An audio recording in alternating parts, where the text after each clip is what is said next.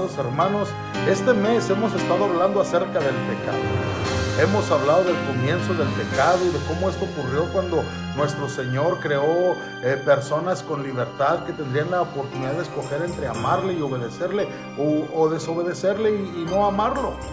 Hemos hablado que el pecado tiene como propósito separarnos de Dios y cómo cada vez que pecamos levantamos una división entre Él y nosotros. Esta semana vamos a hablar acerca del poder del pecado. Ser negligentes en reconocer el poder que tiene sería un grave error.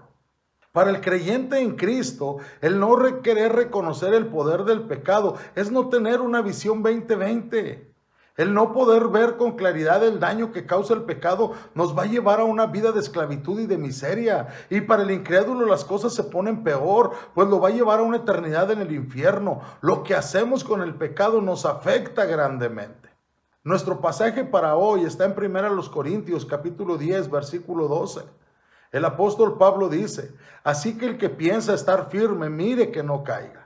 Cada creyente, especialmente cuando se hace excesivamente confiado de su libertad cristiana, de su madurez espiritual, debería escuchar este consejo. El que piensa estar firme, mire que no caiga. Pablo está expresando un principio eterno que ya había sido expresado en Proverbios 16, 18, cuando dice: antes del quebrantamiento está la soberbia y antes de la caída la altivez de espíritu. Es fácil sustituir la confianza en el Señor con la confianza en nosotros mismos. Aceptamos la dirección y la bendición de Dios y luego buscamos el reconocimiento por la obra que Él hace por medio de nosotros.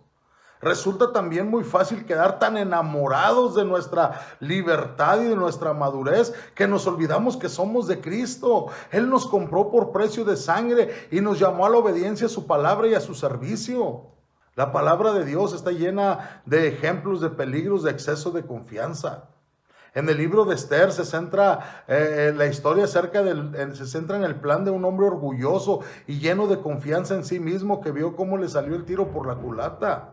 El rey Asuero de Persia promovía a Amán para ser el segundo al mando y Mardoqueo, sin embargo, no se quiso inclinar a él, y cuando le informaron al orgulloso y arrogante Amán que Mardoqueo era un judío, él persuadió a Asuero para que firmara un edicto de su destrucción.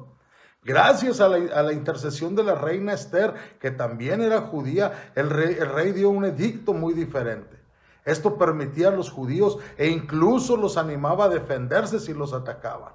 A Amán lo colgaron en la horca que él había preparado para Mardoqueo, y entonces él recibió todas las posesiones de Amán. Esta es una historia de cómo el exceso de confianza puede derribarnos. Pedro descubrió que él pensaba que era más fuerte y confiable, pero resultó que en realidad era el más débil. Le aseguró a Jesús: Señor, dispuesto estoy a ir contigo hasta, no solo a la cárcel, sino hasta la muerte. Pero Jesús ya había dicho que antes de que amaneciera, Pedro ya lo había negado 3 veces. La iglesia de Sardis se sentía orgullosa de su reputación, de estar espiritualmente viva, pero el Señor le advierte que en realidad está muerta y necesita arrepentirse. Los excesivamente confiados creyentes de la Odisea pensaban que ellos eran ricos y que de ninguna cosa tenían necesidad, pero el Señor les dijo que eran desventurados, miserables, pobres, ciegos y desnudos. Los creyentes que confían demasiado en sí mismos se hacen cada vez menos dependientes de la palabra y del Espíritu del Señor y se hacen negligentes en su manera de vivir. A manera que aumenta el descuido, aumenta la vulnerabilidad de la tentación y disminuye la resistencia al pecado. Cuando nos sentimos más seguros en nosotros mismos, cuando pensamos que nuestra vida espiritual es la más fuerte, nuestra doctrina es la mejor y nuestra moral es la más pura, es cuando deberíamos ser más vigilantes y más dependientes del Señor. El que cree estar firme, cuide, vigile, que no caiga. El Señor te bendiga.